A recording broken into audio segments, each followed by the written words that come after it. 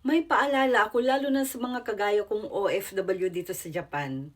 Huwag puro hi kung hindi rin lang natin naintindihan ang sinasabi ng kausap na Japanese. Dito sa Japan, kapag sinabi mo ang hi, ibig sabihin nito ay naintindihan mo, pumapayag ka, handa kang sumunod. Kaya delikado kung hi ka lang ng hi, pero hindi malinaw sa'yo ang usapan. Minsan nahihiya tayong magsabing hindi ko po naintindihan, kaya hi na lang tayo ng hi para matapos ang usapan. Pero tandaan po natin, hindi bastos ang magtanong. Mas bastos sa kanila ang mag-oo pero hindi pala naintindihan.